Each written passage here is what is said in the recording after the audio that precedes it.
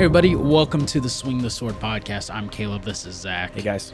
And on Swing the Sword, we are reaching to the infinite, journeying to the eternal. We want to be dangerous to our enemies, encouraging to our teammates, and a comfort to our allies as we follow Christ, as we follow the Lord, as we chase after the promises that he is going to give us, and just learning along the way, talking about it along the way. If you've been following along with Ad Victoriam, on today's episode, actually, we talked about Saul, and we talked about arrogance, and we talked about wandering. And the wandering piece has been on my mind for the past week, 2 weeks since the last episode. And I just wrote this down that there's a difference between having fun and messing around. And I guess I'll share something. What I mean by that is I used to coach basketball. I love coaching. I think it's so much fun to be able to invest in kids and strategize and prepare people for games. And I think this idea of difference between having fun and messing around is there were days at practice where I coached middle schoolers where they would just want to mess around, where they didn't want to use their fundamentals, where they didn't want to run the plays, where they just wanted to, when they were shooting around before practice, that they're heaving half-court shots instead of warming up. And I know that that was fun for them, but it was also messing around. It was unproductive in what we are trying to accomplish in getting ready for game time. And I also know that if they warmed up in the correct way, if they ran the drills in the correct way, if they played as a team in the correct way, if they executed in the correct way, they would still be having fun. But there is that allure of not placing intention into our actions, which allows us to wander, that is still quote unquote fun. And something that was part of my coaching philosophy, and I would say part of my life philosophy, is that winning isn't everything. I acknowledge that. Like, it's not, we do whatever we can to win, like when it comes to like cheating or, yelling at students or, any of that stuff. Winning isn't everything, but it is more fun than losing. And if we're not trying to win, then what are we even doing here? And I don't care if my team was the worst team in the state, if I had the most untalented kids, never picked up a basketball, never knew what they were doing. My intention as a coach is still to win the game.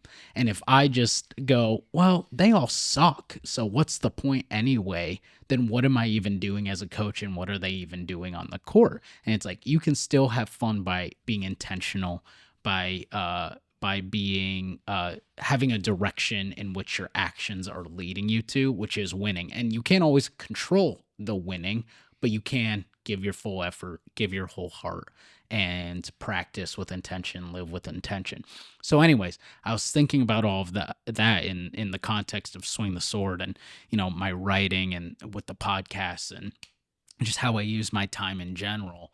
I was like, I need to have that mentality that my actions should have a direction and should have a purpose, and that should be the fun that I have, and not in just messing around, being lackadaisical, wasting my time. And I think even in my leisurely activities, whether that's reading or playing video games or, playing pickleball, whatever, playing disc golf, that there should be an intention to my actions that isn't just like I'm coming out here just to waste time, or just because it feels good, or just because it's fun. Like, in even my leisurely activities, I should be striving for, this is an oxymoron, striving for rest. Like, I should be not getting frustrated because my own actions are leading to my inability to execute in League of Legends or on the disc golf course or in pickleball. And I think this goes along with what we talked about yesterday on Ad Victoriam, that it's not about taking it too seriously. Like, I think you can still have fun and be intentional without taking it too seriously. But I think there is this element of intentionality that I want to have in my life. And one of the biggest things that I can see in my life right now is I'm staying up too late and I'm waking up too late. Like I can have a better sleep schedule. And even that, it's like, well, that's just like, you can't take that too seriously. And it's like, I'm not, but I can be intentional with like, I go to bed by this time and I wake up by this time. And when I wake up, I'm not on my phone. Like I'm getting up, I'm showering, I'm making coffee at home because I got coffee at home. I don't need to go out every single day and buy coffee.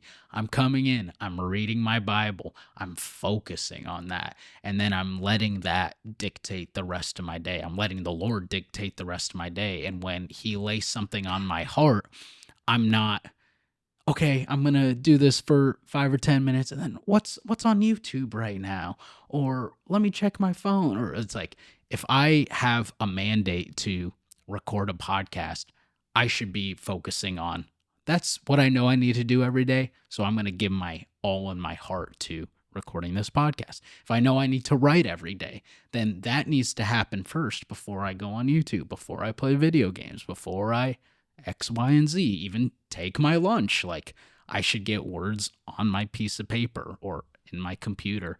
And I think where this definitely needs to play out in my life is what we talked about yesterday on Ad Victoriam is like when it comes to cutting down lies and disbelief and doubt and fear and all of those things is I cannot dance around those things. I cannot let those things linger. I need to stand at the door and say, I will strike you down if you try to come in here.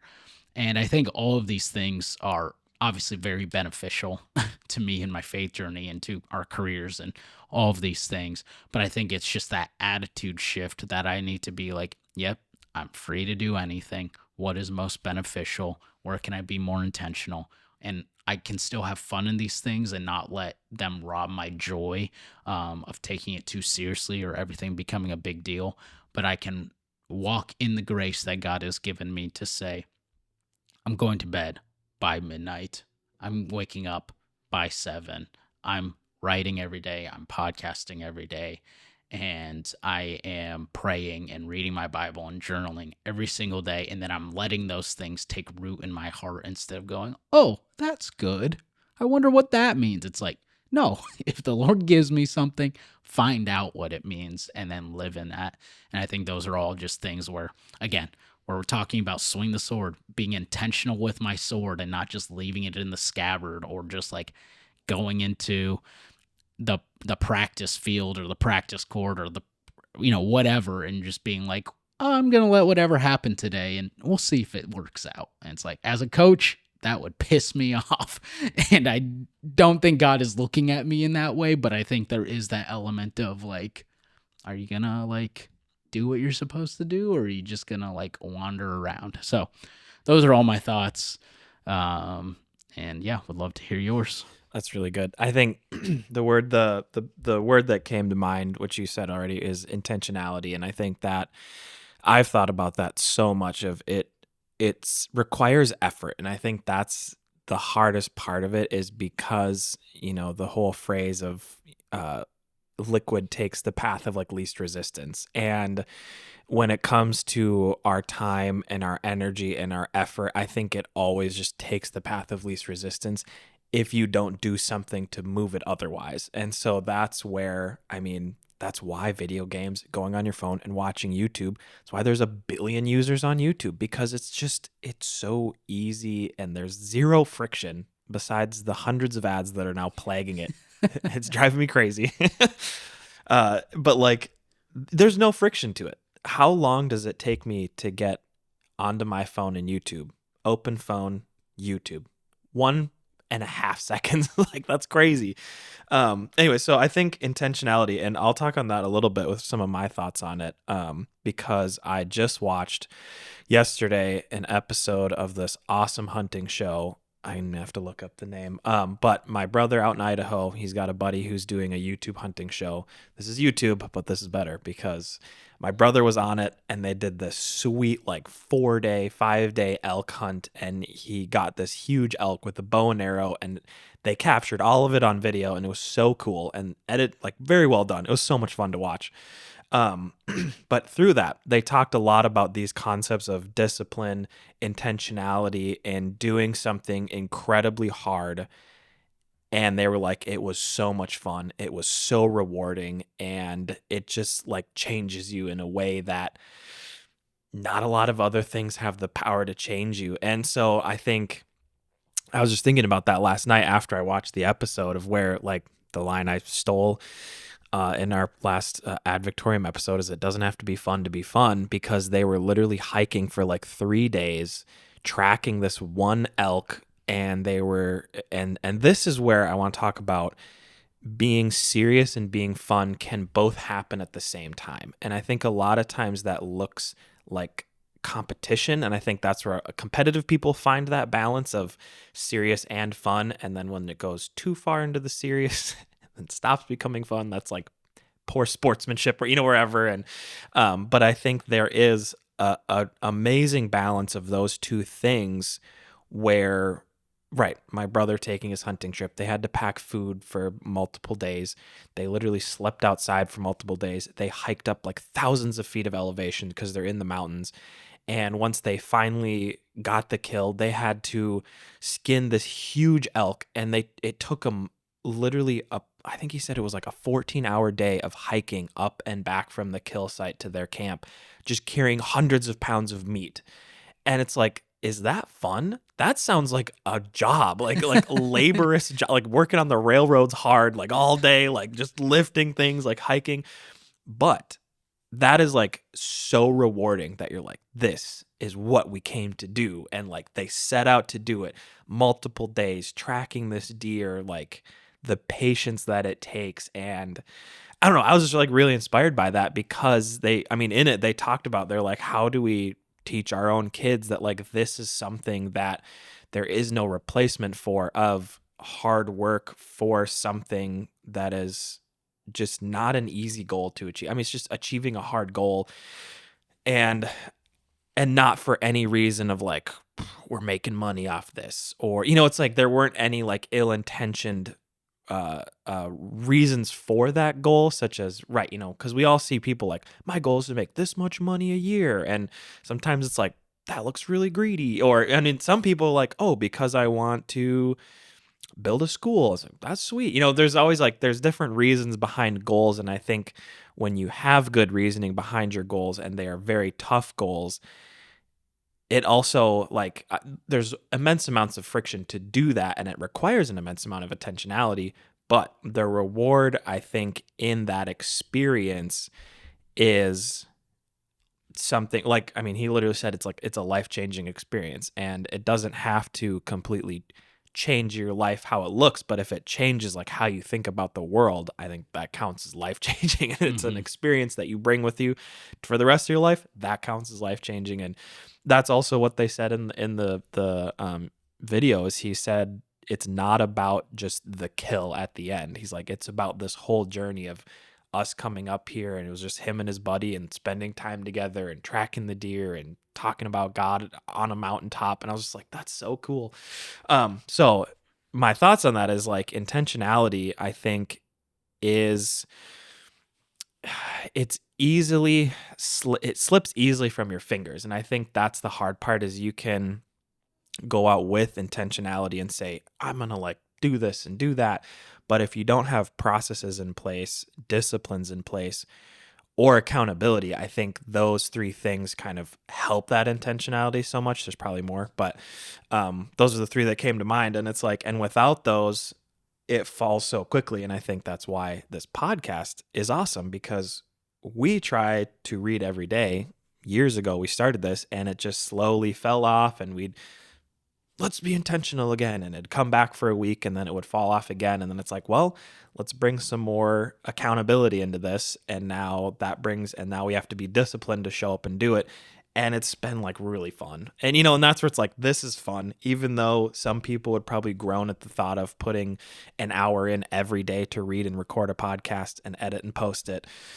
But it's like, I don't know, it's really fun. It keeps my spirit intentional and disciplined, and it honestly is more so than keeping me intentional and disciplined. It as I continue on, it is now pushing up a bunch of areas that I need more intentionality, need more discipline, because as we keep reading and journaling and talking, there's just things that keep coming up in my life that I go, that's something that needs attention. That's something that needs to be cut out, or needs discipline, or needs to be protected and grown and watered, or needs to be protected against. And so, um, yeah, those are my thoughts on what you're saying about, like, yeah, I think the messing around is fun, but it's not the same kind of fun. And I'll share one quick story. When I lived with a couple of my buddies after college, we would go to the gym every morning, and I was never done anything like that, and my buddy was super into fitness and he was really good at it, so I would just do like basic workouts with him, which was fun, but I didn't go into it with an intentionality to like learn. I was just like, this is good for me, I'll show up. And we warmed up with basketball every single morning, and that's the messing around where we just played basketball. It was fun, but my basketball skills remained the same after like a year of playing basketball every single morning for like 30 to 45 minutes. And my skill set was exactly the same as when I came in.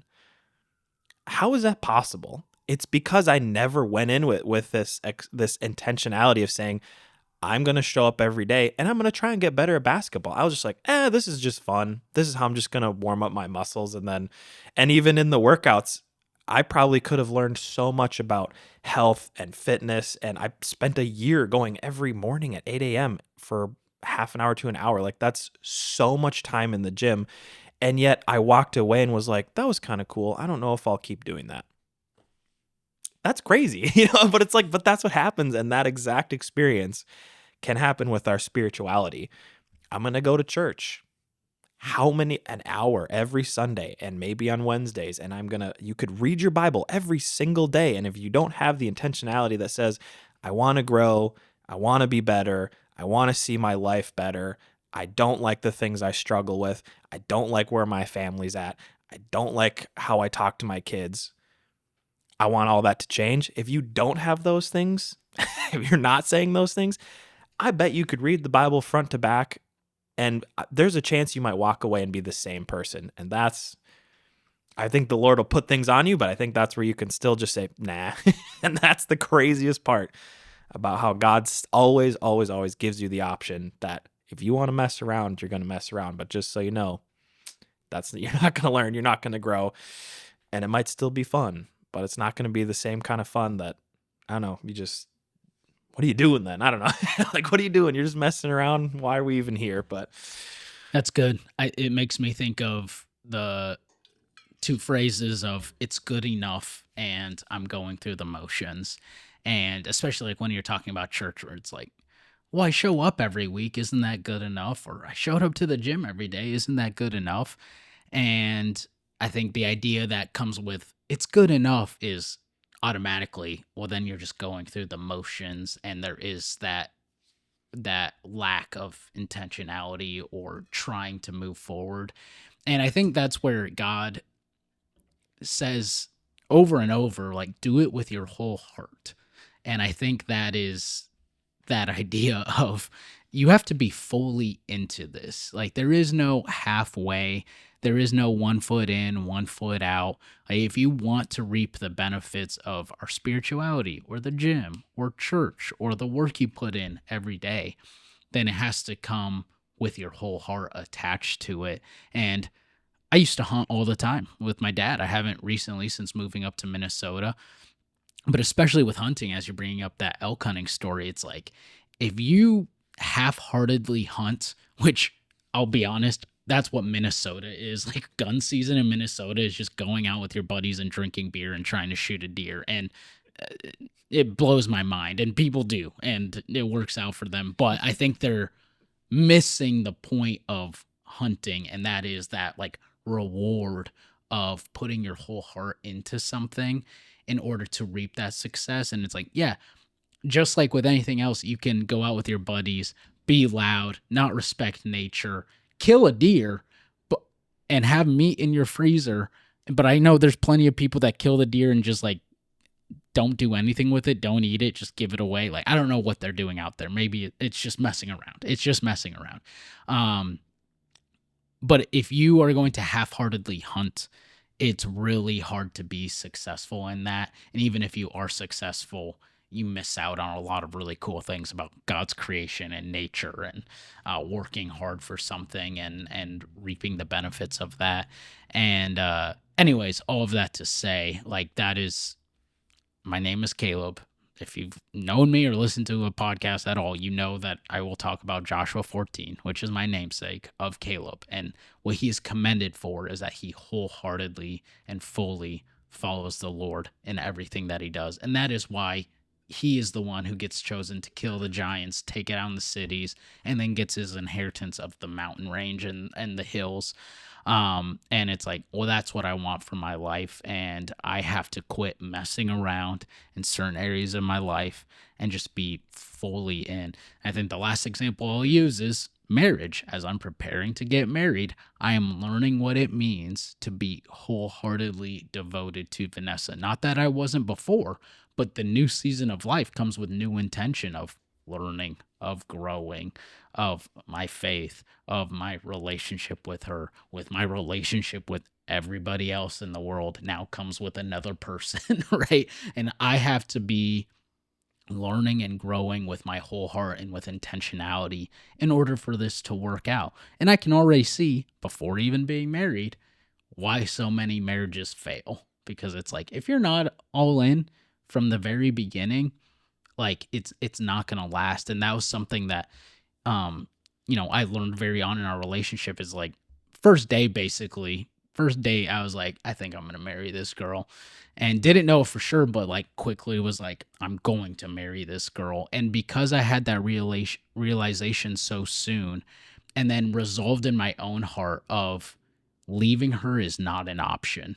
Breaking up is not an option. I think that is the other part of the intentionality of, like, you just close the escape hatches and say, with God, I'm not going to do it my own way. That is just not an option here in our relationship with me and God. And because of that, with Vanessa, it's like we have not always had the greatest of time. We've had arguments, we've had disagreements, we've had rough seasons in our individual lives, or even like as a couple.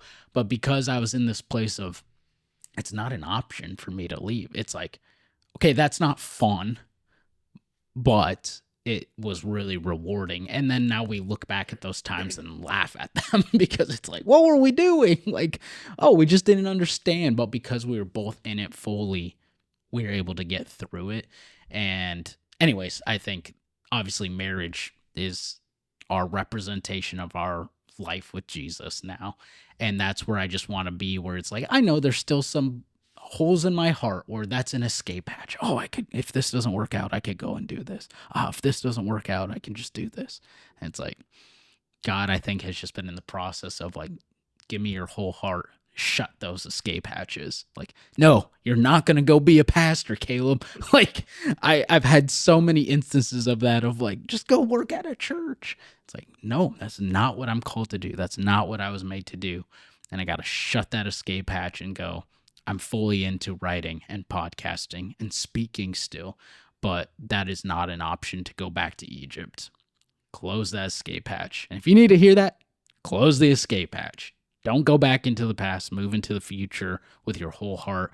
Because I think we also see that is like, when you don't move into the future with your whole heart and your mind and heart are stuck in the past, the turmoil that brings to your inner peace and probably to the people around you, where it's like, I could throw a football over them, their mountains. If coach had put me in, we would have won state. It's like you're missing everything right now in the present and in the future. And that was a funny Uncle Rico Napoleon Dynamite reference, but we can see how that works out in the more serious things of, oh, this was in my past, I should have left it there, but I keep thinking about it, so it's destroying my future and my present.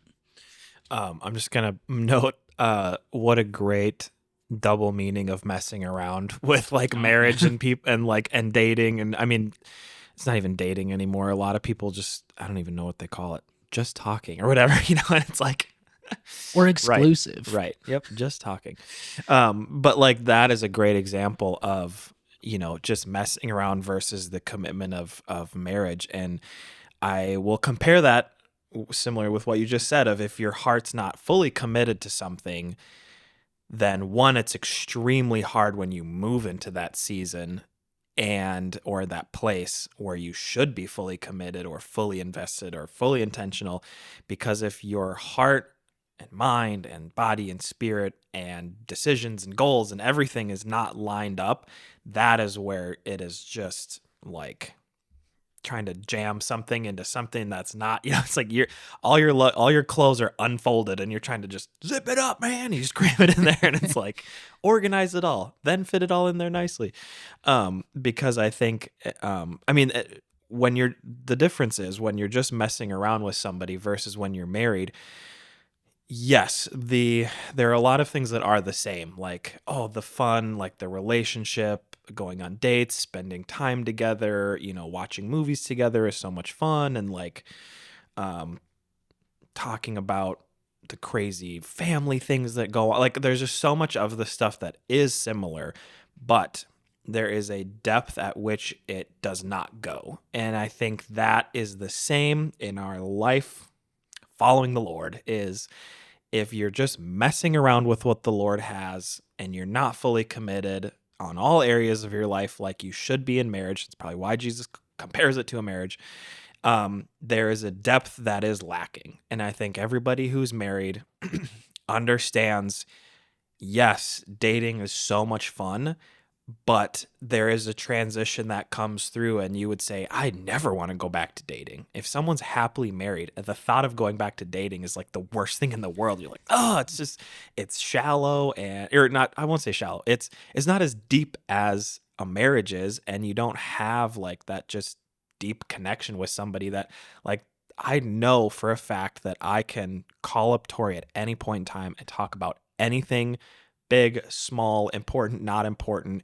And we can just like, there's comfort and security in knowing that like, I could just talk about whatever and she's going to listen and she's going to respect me and we're going to talk about important things and not important things. And I think, I don't, yeah, that's just like thinking about that is like, that's where I want to go with my faith with the Lord, faith in Jesus. I want to get out of the messing around, like dating.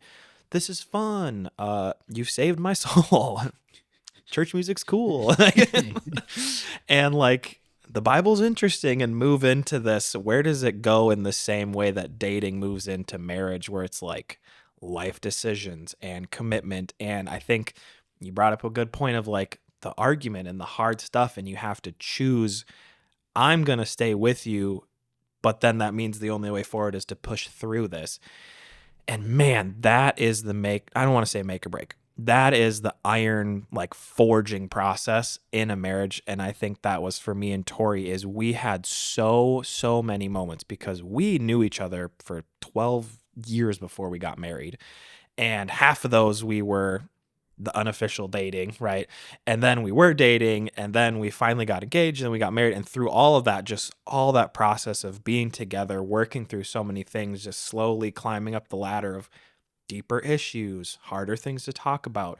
How do we feel about money? How do we feel about kids? How do we feel about politics? And just like all of those issues, that's the stuff that forged us into, I feel like our relationship is so strong against a lot of the things that are typical marriage breaking things that we have come now face to face with. And it's like, we work through it.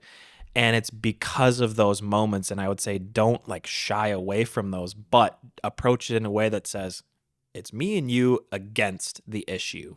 And we're going to figure out where we stand on this and come to something together. Because I just think like, just so many people, when you get married and have never gone through something like that, that is when it really hits you hard. It still hits you hard with just as issues, but I think that's the intentionality is what like pushes through that stuff. And that's where now I feel like we could talk about it. And people will talk about me and Tori and they're like, you guys like are arguing. It's like, we passionately discuss. They're like, I will like raise my voice and be yelling and like, Tori will also be like talking like really fast and like about this stuff. And then after that, I'll be like, yeah, that's good. Okay, yeah, I think I'm gonna do that now. And it's just like, and we've learned to like talk at a very intense, high intensity level before it ever like, and there are times when it crosses into like, it's stressful and it feels like we're not on the same page. And then there are alarm bells that go off in my head as soon as that happens that says, I don't like this.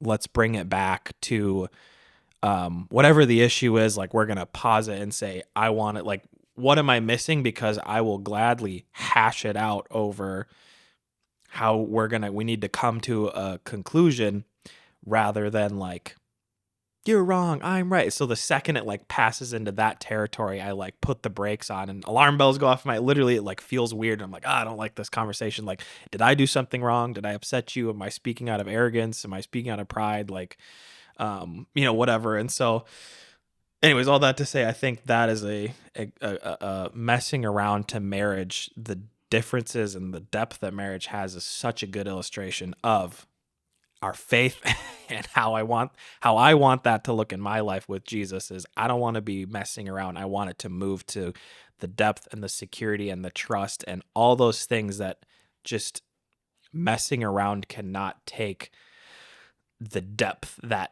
has. It's incapable of holding like that much weight to it. And That's good. Yeah, thoughts on that? Yeah. The last thing I'll add to that is the intimacy piece, which I think allows for that trust, for that depth. And I think it's the same thing with God. Of the Bible says like he shares things with those that he knows. And I think there is a level to God's voice in prayer and understanding of scripture that has to come with the intimacy of God. We know that God hides things from people, and what is required for those things to be unhidden is that intimacy, is with trusting God, is with speaking to God regularly, with reading the Bible regularly, with coming with a pure heart of, I want to understand you. I want to get to know you. I want to love you more. And then God reveals things to us. And again, obviously that's the same thing as in marriage, of like, you have to have that intimacy in order for the trust to deepen, in order for the faith to deepen, in order for the relationship to deepen. And I can't remember who it was, but I remember I heard this one speaker at church one time.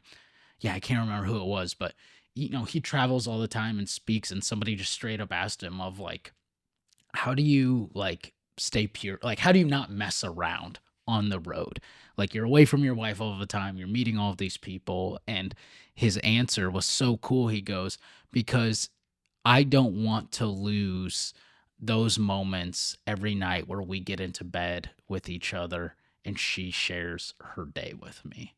And it's like, that's the picture of intimacy, is like, one, the closeness. Obviously we understand that with intimacy of like getting in the bed, but it's like he understood. And I don't think this was like the sole reason, but like, this is what his heart desired, was like, if I ever cheated on my wife, that would never happen again. There would never be that trust there ever again. Like, yes, maybe like you could work through it, and we know couples that work, but it's like, that trust is like, it's never going to be as pure or as strong. And I think that's what we have to understand with God as well, of like, when we were talking last week on Ad Victoriam, of like, why does God use this strong language about cheating on him, whoring around, being prostitutes, abandoning him? And it's like, what he's losing out on and what you're losing out on is that pillow talk. Is that those moments where it's like, you can't come to God and be like, yeah, like, I've been doing all this stuff throughout the week, and now on Sunday morning I'm showing up and expecting you to speak to me in this certain way. And it's like, no, that's not how this works. That's not how any relationship works. You can't just abandon someone and come back. And obviously there's grace and mercy, and God will receive you back. But I think it's important for us to understand, as followers of Christ, that there are layers of intimacy, even with God, that we don't get all of God all at once. Like, he is someone we have to discover and get to know and get to love. And we see that even with Jesus, where it's like, you had the crowds of people who were there just to eat bread, right? And then you had John, who is laying with Jesus at the Last Supper, who went through it all with him, leaning against him, and is able to ask Jesus, who's going to betray you? Up until that point, we don't know. Nobody knows. Jesus doesn't reveal this to anybody, but it's the man who's laying up against his breast who's able to say, Lord, who are you talking about? He says, I'll show you. And it's like, whoa, like that is our opportunity as well, that we can ask about the hidden things of God's heart. And if we are intimate with him, he'll show us. And I'll also just share this. If you feel like you have a hard time hearing the voice of God in scripture or in your prayer, focus on the intimacy piece. Focus on just getting to know God truly. Focus on going into the garden of your heart, into the bedroom of your heart, and going, God, I just want to know you. Show me who you are. And I think that leads to more and more what God says in confidence to people. And again, it says that in scripture, and we see that with John, that he says, like, I share in confidence with those who love me. And I think that should help anybody who's saying, like, I have a hard time hearing God. Well, it's like, get intimate with him, whatever that means to you and whatever that means in scripture, and just expose yourself to him, and he'll share things with you. Yeah, that's really good. I think that's, once again, why journaling is such a good practical way to just get thoughts out of random, this is a little interesting thing, I'll pray for 2 seconds on it, like put it down in a journal as prayer or as Bible study. And I think that I think just the act of taking thoughts, the friction of the time it takes to put words on a page is also an interesting piece, because typing is so fast, voice memos so fast, yet you have to do it literally letter by letter and put it down. And then there's just something about like that flow that I think gets you to a place of like, if you're struggling, not knowing where to start, like that is an easy one that has done so much for me. Is I have to get my thoughts onto paper, and by the time you get through what your first immediate thought was, that's something that you would have just thought for 5 seconds and it vanishes, or wrote down on a computer or phone in 10 seconds, it took you a minute to put it down. By then, it just feels like the flow continues and God like reveals more things to you as you go. And, or the prayers you put down, you literally can look back at them and like, it like reflects back at you like so quickly of, oh, this is something I shouldn't worry about, or, oh, I need to think about this more, change how I'm speaking to the Lord. And, so yeah, that's for me been like a really good, where I have been finding deeper and deeper in my relationship with the Lord in journaling. And I'd say also just straight up on your knees prayer. Like, I don't know why there's something about that, but it's just, I think it's because it's that intentionality of you're saying like, I am going to sit here for, I mean, it doesn't have to be a number of minutes or hours. Like it's literally the fact that you go and do it. Like you need a place to do that, to sit down. And I usually, it's only like 5 minutes for me, but like when I do that, it is just feels so, I don't know, it's that intentionality. It's like, I'm going to pray before the Lord in the way that like people have prayed to him for 1,000 years. Like it's a cool way to do it. But yeah, I think I'll end with this last point for myself of, I think when just on the topic of intentionality, doing it with your whole heart, I think that is what brings the joy into the service of the Lord, and yet also brings the Lord into anything we do. And I think it can go kind of like in both of those things, like do everything to the glory of the Lord, which is serve the Lord with your whole heart. So whatever you do, do with your whole heart, give God the glory. And I think that is where you find the satisfaction in doing anything. And it also kind of makes you think about what are the things worth doing and not doing, because if something doesn't feel like it's worth doing with your whole heart because it's just simply not deep enough to handle that, or it's too shallow to like give you that satisfaction, then it's like, maybe it's something that has to go. Maybe it's just a distraction. I will say the name of the show my brother and his buddy are doing is called Backcountry Pursuit. If you want to find some cool hunting content in Idaho, which is a beautiful backcountry. So yeah, those are my thoughts. Anything last to add? Nope. Thanks for listening. See you guys next time. See ya.